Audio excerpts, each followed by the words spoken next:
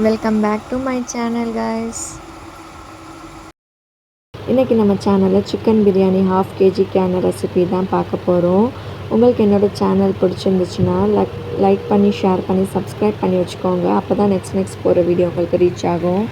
இன்றைக்கி நான் கிராம்பு ஏலக்காய் பட்டை வீட்டிலே அரைச்ச பொடி வச்சுருக்கேன்.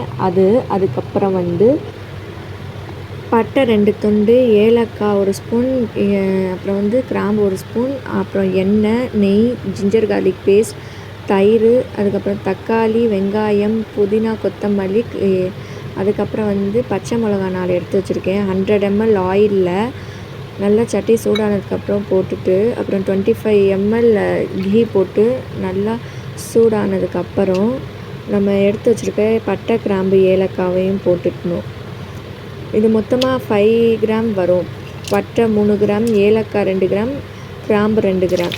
அதுக்கப்புறம் வெங்காயம் 350 கிராம் வெங்காயம் ஸ்லைஸ் பண்ணி வச்சுட்டு அதையும் நல்லா ஃப்ரை பண்ணிவிட்டு அது கலர் சேஞ்ச் ஆகும், கோல்டன் கலர். அப்போ தான் நம்ம பிரியாணி டேஸ்ட்டாக இருக்கும். அது வரைக்கும் நல்லா ஃப்ரை பண்ணிக்கணும் ஆனியனை.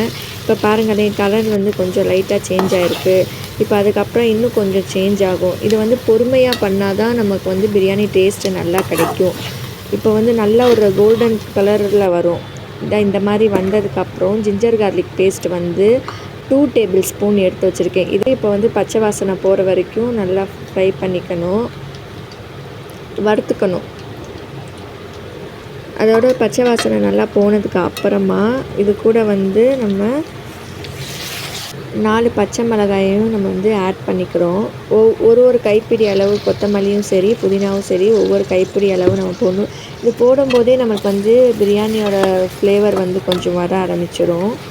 இப்போ தக்காளி சேர்த்துக்கிறோம். 250 கிராம் தக்காளி நம்ம நல்லா ஆட் பண்ணிவிட்டு நல்லா அதையும் வறுத்துக்கணும். தக்காளி ஒரு பேஸ்ட் மாதிரி வரும்.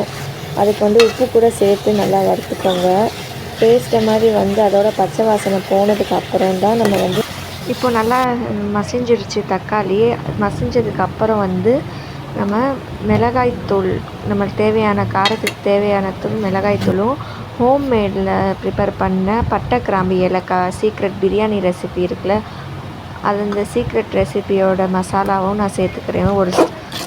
ஒரு ஸ்பூன் சேர்த்து அதையும் நல்லா மிக்ஸ் பண்ணி விட்டுட்டு, அதுக்கப்புறம் 1/2 kg சிக்கன் எடுத்து வச்சுருக்கேன். அதையும் இது கூட சேர்த்து நல்லா மசாலா உள்ளே இறங்குற வரைக்கும் நல்லா சாட்டே பண்ணிக்கணும். அதுக்கப்புறம் தயிர் 100 ml தயிர் எடுத்து வச்சுருக்கேன் இல்லையா, அந்த தயிரையும் இப்போ மசாலாவோடய சேர்த்து நல்லா மிக்ஸ் பண்ணி விட்டுறணும். கட்டிகள் இல்லாமல் நல்லா மிக்ஸ் ஆனதுக்கப்புறம் சிக்கன்லேருந்தே கொஞ்சம் தண்ணி விடும். அது வரைக்கும் வெயிட் பண்ணிவிட்டு அந்த தண்ணி விட்டதுக்கப்புறம் நம்ம பாசுமதி ரைஸை ஊற வச்சுருக்கோம். 30 minutes வாஷ் பண்ணி ஊற வச்சுருக்கோம்.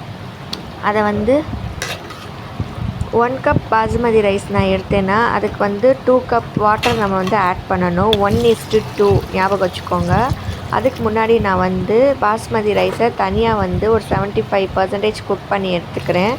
அதுக்கு சட்டியில் தண்ணியை வச்சு தண்ணி நல்லா சூடானதுக்கப்புறம் அதில் உப்பும், அதுக்கப்புறம் கீயும் எடுத்து வச்சுருந்தேன்ல, பாதி கீ ஊற்றிட்டு பாதி கீ வச்சுருந்தேன். அதுலேருந்து கொஞ்சம் 1 டேபிள் ஸ்பூன் கீயை ஊற்றிட்டு அது கூடவே ஊற வச்சுருந்தோட பாஸ்மதி ரைஸு அதையும் சேர்த்துக்கணும்.